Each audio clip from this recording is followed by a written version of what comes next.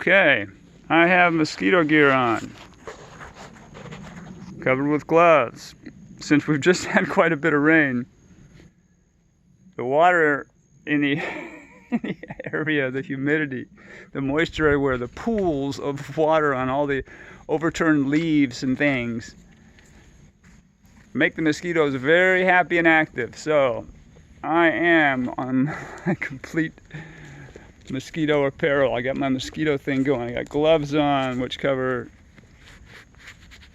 hopefully cover most of my hand, because these mosquito boogers, whatever isn't covered completely, they're gonna inch their way in and drill.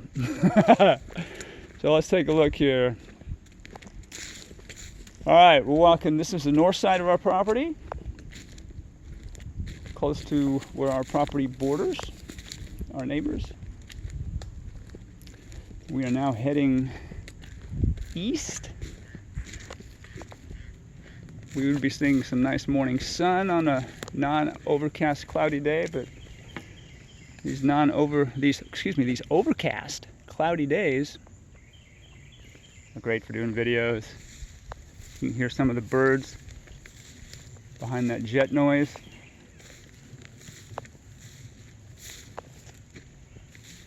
So I have planted a few native oaks transplanted from areas that were growing in our driveway, right next to the house, places we did not want oaks to grow. And I pulled them back here, transplanted some native American beautyberry, the Calicarpa americana. I love to say that, it sounds so cool. So I plopped some of those back here, as well as winged sumac, which makes some nice, for some nice lemonade. Some people do that. We just tend to stick them straight in our mouth, the nice red berries. I've thrown some cuttings of Mexican sunflower, which you see here, mostly as a biomass builder. I can chop and drop, throw those around, and I can build soil fertility through the natural fertilization process of the composting chop and drop. I love that. It's something I've learned through permaculture. That's great. Oh, what else have I planted? Oh, I've planted some, as you can see right here, transplanted these as well. These are very fast-growing pioneer type species. They're not native to Florida, as I understand it. They're ear pod trees, they call them, or monkey ear. They're one of those species of nitrogen fixers whose bacteria that colonizes their root areas does some neat chemical magic where it converts the dinitrogen, I think is what nitrogen that is available in the atmosphere to us. It converts that nitrogen into a form that is usable for plants. It's a nitrogen fixer. When I first heard about nitrogen fixing, I thought, well, was the nitrogen broken? Well, technically, nitrogen fixers, they break I think it's a triple covalent bond. They break the bond. So they're not fixing, they're breaking the bond of atmospheric nitrogen.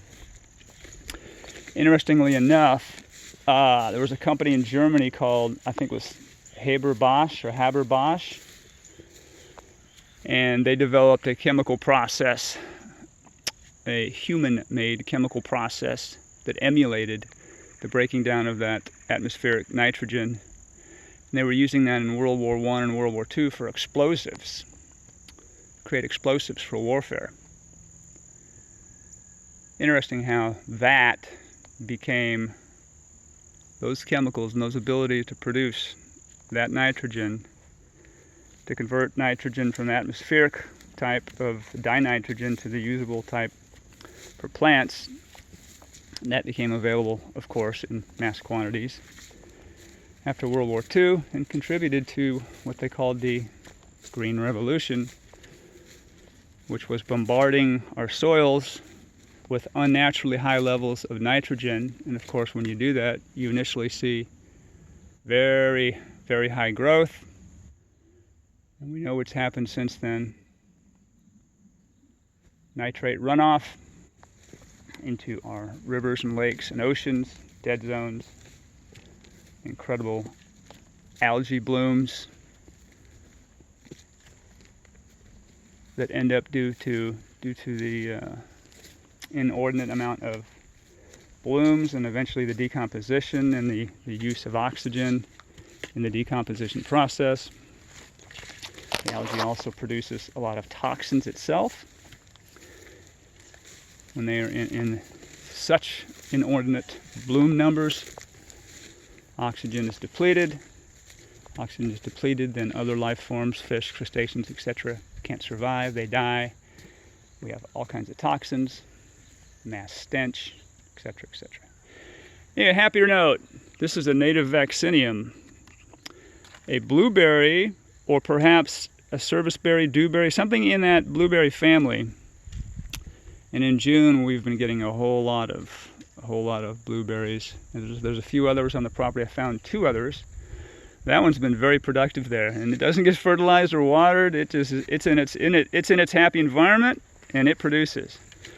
All right, I'm going to cut this video short, rest my hand, and I'm going to start another one here shortly.